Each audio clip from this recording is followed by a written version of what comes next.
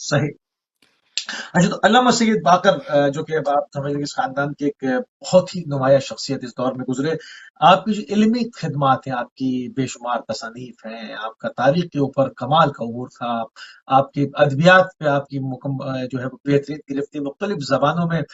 میرا خود تجربہ رہا کہ میرے سامنے کسی عرب کے ساتھ جو ہے وہ گفتگو ہو رہی تھی کسی تاریخ کے حوالے سے، تو اس نے مجھے بتایا کہ اس کو ڈکشنری کھولنی پڑ گئی. آغا صاحب نے اس قدر جو ہے وہ عربی ادبیات کا جو استعمال کیا. تو اس حوالے سے آپ کیا کہیں گے؟ آپ کا ان کا ساتھ رہا ہے، آپ کافی قریب رہے ہوں گے.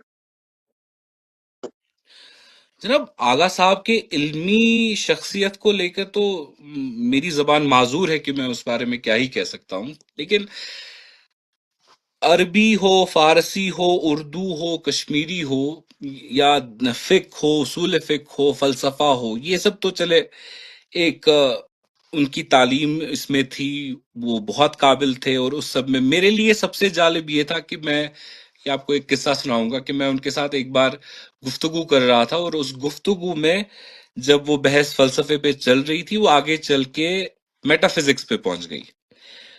اور میرے لیے ایک حیران کرنے والا وہ ایکسپیرینس رہا کہ وہ اس میٹا فزکس میں جب ہم بات کر رہے تھے، وہ ریلیٹیوٹی پہ بات کر رہے تھے. اور ریلیٹیوٹی پہ وہ اس طرح سے بات نہیں کر رہے تھے کہ لگے کہ کوئی عام انسان نے کچھ شاید اس کے بارے میں پڑھا ہو، لیکن وہ ریلیٹیوٹی پہ اس حساب سے بات کر رہے تھے کہ غالباً ایسا لگ رہا ہو کہ کوئی فزسسٹ بات کر رہا ہو. تو ان کا جو مطالعہ تھا ان چیزوں پہ وہ بہت وسیع تھا، بہت بہت بہت زیادہ وسیع تھا. میں نے آج تک ان کو کسی بھی موضوع میں، جب بھی میری ان کے ساتھ گفتگو ہوئی ہے، میں نے کسی بھی موضوع دیکھا ہو کہ وہ بولیں کہ نہیں شاید اس کے بارے میں مجھے اتنا علم نہیں ہے. وہ ہر چیز میں عبور رکھتے تھے. اور ان کا جو ادبیات پہ ان کا جو کنٹرول تھا، خاص طور پہ عربی پہ، وہ تو اس کے بارے ماشاء میں آپ جو آپ شاید مجھ سے بھی زیادہ جانتے ہو کہ وہ عربی کس معیار کی ان کی عربی تھی. اور اردو ادبیات میں انہوں نے ایک کتاب غالبیات پہ لکھ ڈالی. اور بظاہر تو وہ ایک مدرسے سے پڑھے تھے، شرح لما پڑھ کے آگے چلے تھے. غالبیات پر آگے چل کے ایک کتاب لکھ دینا، یا اقبال کے ساتھ جو ان کی محبت تھی. اور سب سے زیادہ تو میں جس کا قائل تھا وہ ان کی یادداشت تھا.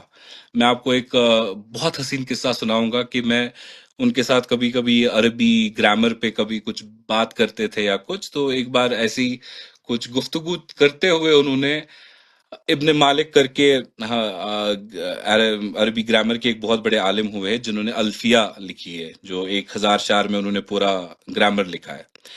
تو آغا صاحب الفیہ کے اشعار پڑھنے لگے. محفوظ کرنے کی کوشش کریں گے. قبلہ ہمارے ساتھ ہیں. آپ جو اپنی یادداشت پیش فرما رہے تھے قبلہ کے ساتھ، اس کو بیان فرمائیں. میں جناب اسی یادداشت کے سلسلے میں کہہ رہا تھا کہ میں ایک بار ان سے گفتگو کر رہا تھا. ابن مالک کر کے ایک عربی گرامر کے بہت بڑے عالم ہیں جنہوں نے الفیہ کر کے 1000 اشعار میں ایک پورا عربی گرامر لکھا ہے. تو وہ ان کے اشعار وہ پڑھنے لگے. جب وہ پڑھنے لگے، آپ یقین مانیں کہ جب تک میں نے ان کو نہیں روکا وہ اشعار وہ پڑھتے گئے. اور حسرت کی بات یہ ہے کہ انہوں نے وہ اشعار اپنے چچا سے پڑھے تھے، اور ان کی عمر اس سمے کچھ نہیں تو 85 کے آس پاس ہوتی. جب شاید وہ 10-15 سال کے ہوتے تب وہ کہتے تھے کہ میرے چچا مجھے ہر دن اس کے 2 اشعار یاد کرنے کو بولتے تھے کہ آپ 2 اشعار یاد کریں اور مجھے اگلے دن سنائیں. ان کی یادداشت اتنی تیز تھی کہ ان کو اس وقت بھی وہ اشعار بالکل ویسے ہی یاد تھے. میں بات کرتے کرتے شیخ سعدی، حافظ، اقبال کو اس طرح سے کوٹ کرنا کہ جیسے کہ ادبیات کے آپ سوچ نہیں سکتے کہ کس درجے کے وہ عالم تھے. اچھا، ان